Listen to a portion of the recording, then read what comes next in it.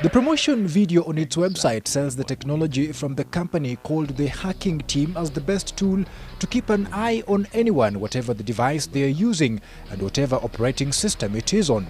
The Hacking Suite for governmental interception. And it is meant for governments only. Rely on us. The software, called Remote Control System, is codenamed Galileo and is meant for attacking, monitoring and surveillance of any device in a stealthy way and access the information in them.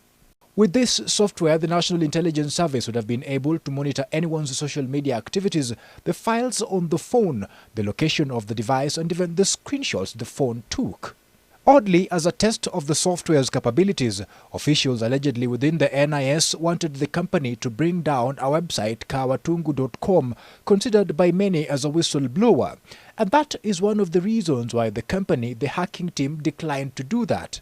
It also claimed that Kenya had not yet signed a non-disclosure agreement and that the company does not directly engage in law enforcement.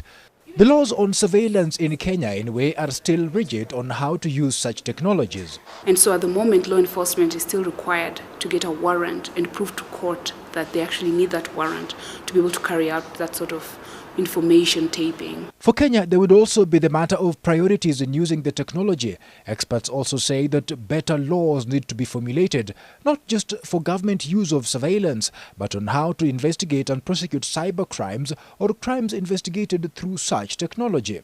Then there are the costs. The FBI alone, for instance, they spent over almost $800 million on the Galileo kind of surveillance tools that are part of what the Hacking Team have been promoting. And that's a lot for a smaller economy like Kenya. Yes, we can afford it, but is it cost effective? Is it value for our money at this point where we have different issues we need to address as a country?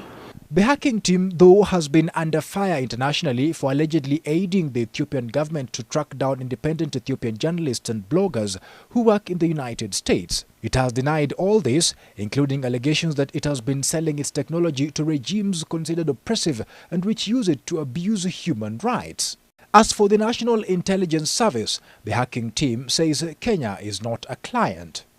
Not many governments would admit to spying on their citizens online, and even if they were doing it, you'd be expecting them to look for cyber terrorists or even fraudsters and not bloggers and activists. Andrew Ochieng, NTV.